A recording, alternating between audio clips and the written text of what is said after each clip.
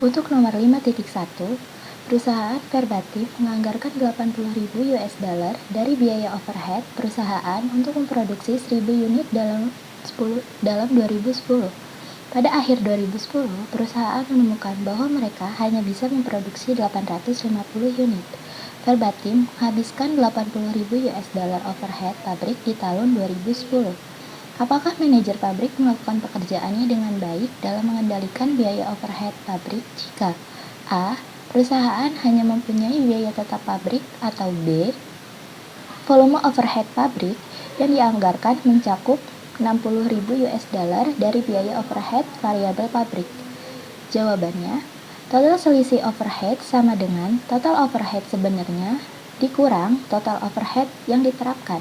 Jika suatu perusahaan telah menetapkan anggaran sebesar 80.000 US dollar dengan produksi sebesar 1.000 unit, tapi perusahaan tidak mencapai hasil dengan hanya sebesar 850 unit dengan anggaran 80.000 US dollar, dikatakan bahwa perusahaan tersebut adalah tidak menetapkan pengeluaran biaya untuk overhead yang digunakan. Untuk menjelaskan sebagian dari anggaran utama untuk periode tersebut, sehingga perusahaan ini menggambarkan total overhead variable under applied, di mana biaya overhead variabel sebenarnya kurang dari biaya overhead yang dianggarkan untuk produksi. Jika manajer melakukan pekerjaan dengan baik, maka mengendalikan biaya tetap pabrik. Untuk soal 15.2, apa hubungan antara selisih efisiensi overhead variabel dan selisih efisiensi tenaga kerja untuk perusahaan yang menggunakan jam kerja tenaga kerja langsung untuk menerapkan overhead variabel pabrik? Jawabannya, selisih efisiensi overhead variabel mencerminkan efisiensi atau tidak efisiensinya dalam penggunaan aktivitas variabel yang digunakan untuk menerapkan biaya overhead, biaya untuk produk. Hubungannya dengan efisiensi tenaga kerja, variabelnya ini adalah jam tenaga kerja langsung, sehingga ini akan terkait dengan volume jam tenaga kerja langsung bekerja dan perusahaan tersebut selama jangka waktu tertentu. Menggunakan volume jam tenaga kerja yang tidak standar, maka akan memunculkan baik selisih efisiensi tenaga kerja langsung maupun selisih efisiensi overhead variabel. Nomor 15.3, apa hubungan antara volume selisih overhead pembelanjaan, selisih overhead variabel pembelanjaan, dan selisih efisiensi overhead variabel? Jawabannya, hubungannya untuk mencapai tujuan produk karena akan menyatukan biaya overhead tetap. Sebagaimana telah diindikasikan, untuk tujuan pembelanjaan produk, kita memperlakukan biaya overhead sebagaimana ini merupakan overhead variabel pembelanjaan. Dan hubungannya dengan selisih efisiensi overhead variabel adalah untuk menjelaskan perbedaan antara biaya aktual sebenarnya dan biaya dibuat overhead pada produksi untuk periode tersebut. Selisih ini dicatat secara terpisah pada akhir periode. Nomor 15.4, berapa overhead selisih anggaran fleksibel? Jawabannya, anggaran fleksibel adalah anggaran yang disusun untuk mencakup jangkauan aktivitas dan yang digunakan untuk mengembangkan biaya yang dianggarkan pada titik manapun dalam rentang tersebut untuk dibandingkan dengan biaya sesungguhnya yang dimasukkan. Anggaran fleksibel dibuat untuk suatu rentangan aktivitas, bukan hanya untuk satu angkatan aktivitas saja, dan pada intinya merupakan suatu seri anggaran yang dapat disesuaikan pada tingkat-tingkat kegiatan yang berbeda. Idealnya, anggaran fleksibel disusun setelah kita memiliki analisa terperinci tentang bagaimana setiap biaya dipengaruhi oleh perubahan-perubahan kegiatan. Besarnya anggaran fleksibel sama dengan biaya variabel dikali kuantitas ditambah biaya tetap. 15.5, arah dari sebuah selisih atau menguntungkan atau tidak menguntungkan adalah tidak relevan dalam keputusan untuk menginvestigasi atau tidak melakukan investigasi terhadap selisih. Apakah Anda setuju, mengapa setuju, atau mengapa tidak setuju? Jawabannya tidak setuju. Karena arah dari sebuah selisih yang relevan haruslah seimbang. Sebab, bila suatu departemen produksi menghasilkan selisih total yang menguntungkan oleh berbanyak produksi pada periode tersebut, maka ini akan memenuhi target penjualan sehingga indikatornya dianggap baik karena kinerjanya lebih baik. Nomor 6, selama volume overhead sebenarnya dari pabrik tidak secara signifikan berbeda dari volume overhead terapan standar pabrik untuk periode tersebut, maka tidak perlu mengadakan analisis lebih jauh dari selisih overhead pabrik. Apakah Anda setuju? Mengapa setuju atau mengapa tidak setuju? Jawabannya tidak setuju, sebab volume overhead sebenarnya dari pabrik harus dipisahkan dengan overhead terapan standar pabrik.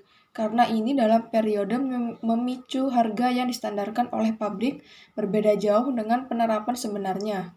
Sebab setiap produk yang dihasilkan haruslah ditetapkan perhitungannya terlebih dahulu sehingga bisa menilai dan memutuskan beberapa volume yang harus disesuaikan dengan pabrik itu sendiri. Nomor 7, mengapa beberapa perusahaan memilih untuk menggunakan analisis selisih 2 sebagai ganti dari analisis selisih 3 atau analisis selisih 4 dari volume selisih overhead untuk periode tersebut?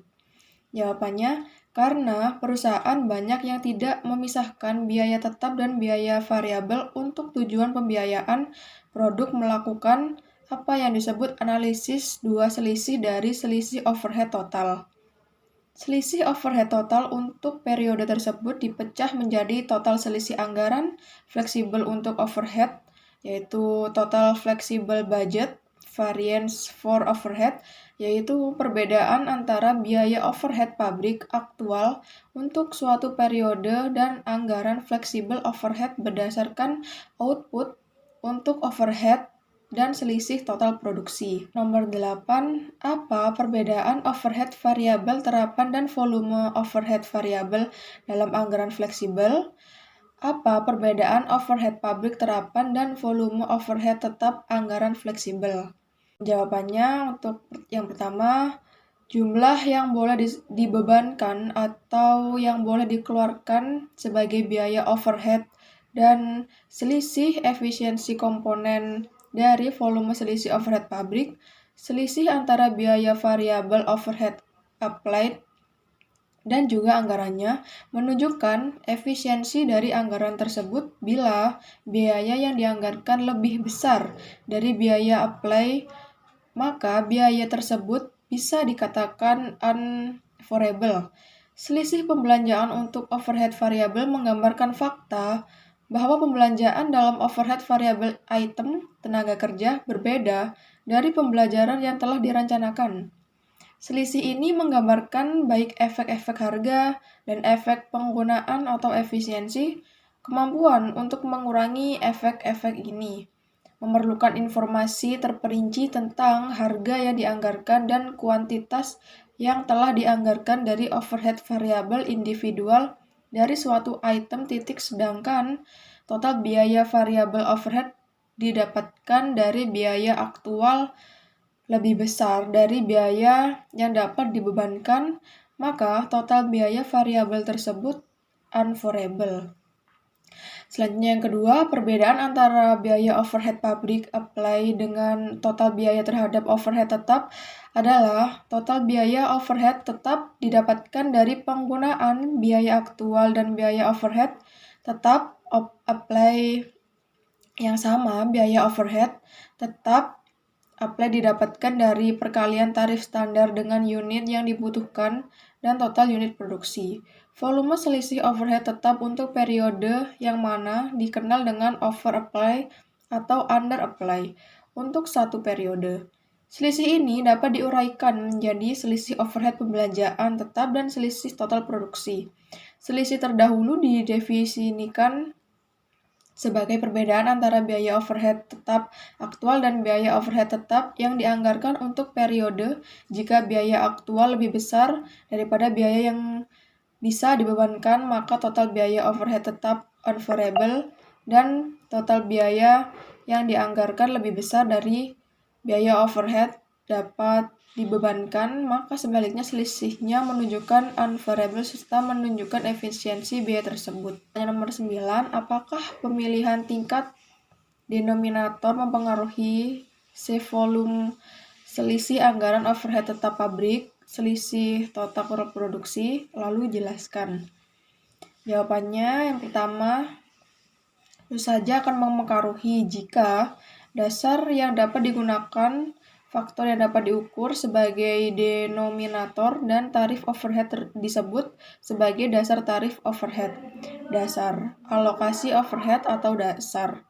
Pemilihan dari dasar ini adalah penting jika suatu sistem biaya akan menyediakan biaya yang berarti pemilihan tingkat aktivitas dalam penghitung tarif overhead yang telah ditentukan sebelumnya, sebagian besar tergantung pada tingkat aktivitas yang dipilih dari tarif overhead adalah estimasi biaya overhead induk aktivitas tertentu dan denominatornya adalah estimasi dasar induk aktivitas tertentu dan denominatornya adalah estimasi dasar alokasi pada tingkat aktivitas yang sama. Yang ketiga, memasukkan atau mengeluarkan biaya overhead tetap. Biasanya akuntansi biaya membedakan semua biaya pabrik ke output dari suatu periode. Nomor 10, bisakah volume selisih overhead untuk satu periode dipisahkan menjadi harga dan efisiensi? Lalu jelaskan. Jadi jawabannya bisa, karena jumlah yang boleh dibebankan atau boleh dikeluarkan sebagai biaya overhead dan selisih efisiensi komponen dari volume. Selisih overhead pabrik jadi selisih antara biaya variabel overhead apply dan juga anggarannya menunjukkan efisiensi dari anggaran tersebut. Biaya yang dianggarkan lebih besar dari biaya, maka biaya tersebut dapat dikatakan unfavorable. Selanjutnya nomor 15-11. Pertanyaannya, daftar penyebab yang dapat mendorong ke arah selisih pembelanjaan overhead variabel. Jawabannya adalah pembelanjaan overhead variabel item per tenaga kerja berbeda dari pembelanjaan yang telah dianggarkan. 15-12. Daftar penyebab yang dapat mendorong ke arah selisih efisiensi overhead variabel. Jawabannya selisih antara biaya variabel overhead applied dan juga anggarannya menunjukkan efisiensi dari anggaran tersebut. Bila biaya yang dianggarkan lebih besar dari biaya eksplisit, maka biaya tersebut bisa dikatakan unfavorable. 15-13. Daftar penyebab yang dapat mendorong ke arah selisih pembelanjaan overhead tetap. Jawabannya, jika biaya aktual lebih besar daripada biaya yang bisa dibebankan, maka total biaya overhead tetap unfavorable, dan jika total biaya yang dianggarkan lebih besar dari biaya overhead yang dapat dibebankan, maka selisihnya menunjukkan unfavorable serta menunjukkan efisiensi biaya tersebut. 15-14. Daftar penyebab yang dapat mendorong ke arah selisih total produksi. Jawabannya, jika selisih ini menggambarkan baik efek harga dan efek efisiensi, maka memerlukan informasi terperinci tentang harga yang dianggarkan dan kuantitas yang telah dianggarkan dari overhead variabel individual dari suatu sistem. 15-15. Pertanyaannya yaitu apa pertimbangan untuk menggunakan kapasitas praktis sebagai volume denominator ketika menghitung nilai aplikasi overhead tetap? Jawabannya adalah jika kapasitas praktis digunakan untuk menentukan tingkat aplikasi overhead tetap, maka selisih total produksi dapat dilihat sebagai ukuran kasar pemanfaatan kapasitas. Hal ini karena selisih mencerminkan perbedaan antara kapasitas yang tersedia dan penggunaan kapasitas sebenarnya. Singkatnya, pelaporan selisih total produksi dari waktu ke waktu menyediakan pembuat keputusan dengan informasi yang dapat digunakan untuk mengelola pengeluaran pada sumber daya kapasitas terkait. Ketika kapasitas praktik digunakan untuk menghitung tingkat overhead aplikasi tetap, biaya kapasitas terpakai menjadi terlihat dalam manajemen melalui volume dan arah selisih total produksi. Sebagai contoh, secara konsisten melaporkan overhead undesirable tetap atau misalnya kurang baik volume produksi selisih. Mungkin sinyal kebutuhan untuk mengurangi pengeluaran biaya yang berhubungan dengan kapasitas atau memotivasi tindakan untuk lebih memanfaatkan kapasitas yang tidak ada. Nomor 16, apa ketentuan atau syarat dari PSAK yaitu FASB ASC 330 1030. Sebelumnya SFAS nomor 151 yang menyinggung pokok persoalan akhir periode disposisi atau pembagian dari selisih overhead dan jelaskan. Jawabannya dengan anggaran tetap untuk periode tersebut dan standar overhead tetap yang diaplikasikan untuk produksi menggunakan tingkat alokasi overhead tetap. Soal nomor 17, jelaskan proses umum dari bagaimana sebuah sistem biaya berdasarkan atas aktivitas dapat digunakan untuk mengatur pembelanjaan organisator dalam kapasitas sumber daya. Jawabannya yang pertama, dasar penentuan harga. Jika manajemen mengetahui biaya produksi, sebuah akan dapat menentukan harga yang sekiranya tidak akan menimbulkan kerugian bagi perusahaan. Yang kedua, dasar pembuatan keputusan. Jika manajemen mengetahui biaya produksi sebuah produksi, maka mereka dapat membandingkannya dengan harga jual produk pesaing. Berdasarkan hal tersebut, manajer akan dapat menentukan apakah sebaliknya produk dihentikan produksinya atau dapat diteruskan dilanjutkan. Soal nomor 18, bagaimana analisis dari selisih overhead berbeda untuk perusahaan yang menggunakan sistem biaya tradisional versus sistem ABC? Jawabannya, pendekatan sistem biaya tradisional mempertimbangkan baik menerima dan mengatur sebagai biaya tetap, sedangkan pendekatan ABC mengklarifikasikan biaya overhead sebagai variabel biaya batch terkait. Soal nomor 19, jelaskan dua perlakuan yang tersedia untuk menempatkan selisih overhead pada akhir periode. Yang pertama, selisih BOP disebabkan karena selisih anggaran. Selisih BOP dibebankan kembali ke dalam rekening persediaan produk dalam proses persediaan produk selesai dan harga produk penjualan. Selisih BOP disebabkan karena selisih kapasitas. Selisih BOP diberlakukan langsung ke dalam elemen rugi laba. Soal nomor 20, faktor apa saja yang harus dipertimbangkan dalam menentukan apakah kita akan melakukan investigasi atau tidak? Yang pertama, jawabannya gambaran yang akurat sepanjang hal tersebut memungkinkan dari kemungkinan terdapat penyelewengan. Yang kedua, objektivitas investigasi. Yang ketiga, ruang lingkup investigasi dan strategi yang akan digunakan. Yang keempat, investigasi awal yang detail. Yang kelima, sumber-sumber informasi atau bukti yang diperlukan. Yang keenam, batasan atau perencanaan waktu. Untuk selanjutnya, latihan soal nomor 22. Anggaran induk perusahaan Baxter yang dibutuhkan untuk produksi dari 5.000 unit per bulan adalah 144.000. Biaya tenaga kerja tidak langsung untuk 1 tahun. Baxter mempertimbangkan tenaga kerja langsung sebagai komponen dari biaya overhead variabel. Selama bulan April, perusahaan memproduksi 4.500 unit dan terjadi biaya tenaga kerja tidak langsung sebesar 10.100. Berapa volume yang harus dilaporkan di bulan April sebagai selisih anggaran fleksibel untuk tenaga kerja tidak langsung? Jawabannya, yang pertama, hitung anggaran biaya. Biaya anggaran sama dengan anggaran induk dibagi volume anggaran dikali volume aktual. Biaya induk, anggaran induknya 144.000 dibagi 5.000 dikali 4.500 dan hasilnya 129.600. Selanjutnya, hitung selisih anggaran fleksibel. Yang pertama, selisih anggaran fleksibel, biaya aktual dikurangi biaya anggaran, yaitu 10.100 dikurangi 129.600. Hasilnya minus 119.500. Jadi volume yang harus dilaporkan di bulan April sebagai selisih anggaran fleksibel untuk tenaga kerja tidak langsung adalah minus 119.500. Kesimpulannya, dari informasi yang diberikan, kesimpulan yang dapat diambil adalah bahwa pada bulan April, perusahaan Baxter mengalami selisih anggaran fleksibel untuk tenaga kerja tidak langsung sebesar minus 119.500. Ini menunjukkan bahwa biaya aktual untuk tenaga kerja tidak boleh lebih rendah daripada biaya yang dianggarkan untuk volume produksi yang sebenarnya terjadi pada bulan tersebut. Sekian dari kelompok 5. Terima kasih. Wassalamualaikum warahmatullahi wabarakatuh.